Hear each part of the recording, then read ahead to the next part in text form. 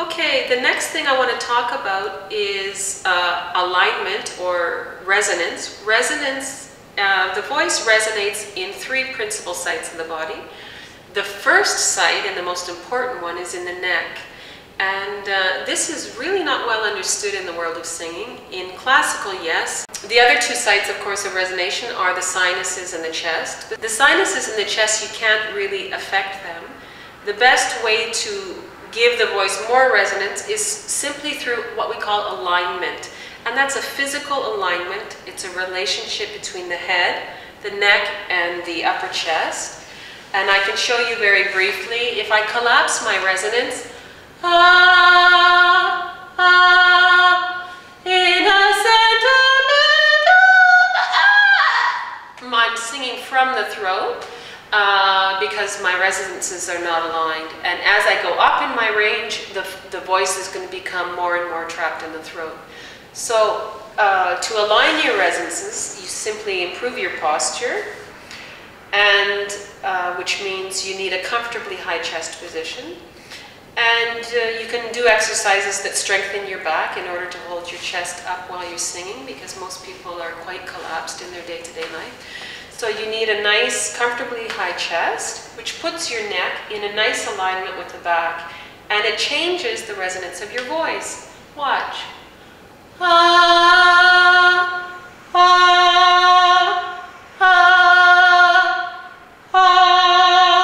I did not change my phonation, my vocal cord vibration. I simply changed my alignment. That, in brief, is how I teach resonance. Of course, resonance in classical singing is going to be, you need more strength in the back to get a classical sound. I'm not going to sing from the throat. I'm going to, in classical, I want every bit of resonance I can get my hands on. So the posture is a bit more strict. The relationship of head and neck is a bit more strict. In jazz and pop, it's less important, but it is important on those difficult to reach notes, because when something becomes vocally difficult, usually just aligning the resonance of the neck usually just solves the problem. Anchoring the voice is simply singing where you speak. You might have heard of speech level singing. It's a well-known concept circulating on the internet right now. It's long been known in the classical field. It's simply you sing where you speak. Your voice goes up, but you don't go up looking for those notes.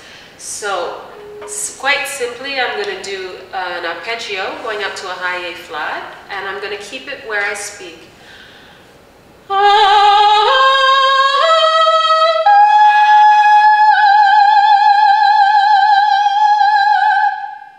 Quite simply, you think down while you let your voice go up. It's not I collapse my resonance. I'm singing from my throat.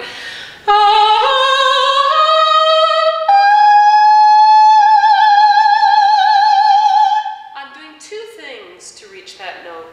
I am keeping my phonation very slender, and I'm anchoring my voice, which is thinking down. So there you are. Those are our 5 basic points. There's many points we didn't cover and can't cover in this format. It's just a little introduction.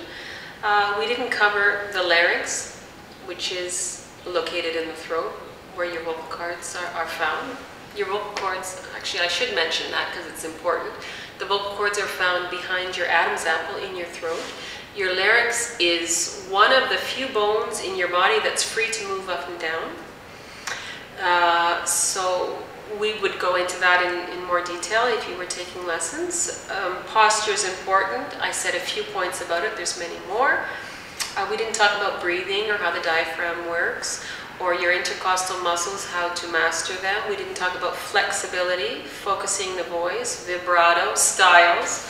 Styles is something I would like to just do a phrase here and there so you get the point that vocal technique is separate from style. Because I can sing classical doesn't mean that I have to use all my classical technique when I sing jazz.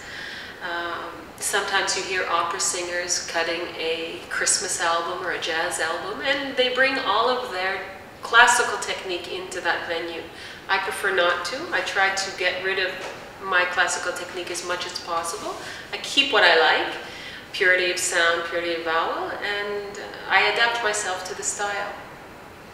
So yeah, that's a quick summary, and we'll do a couple of things on style, and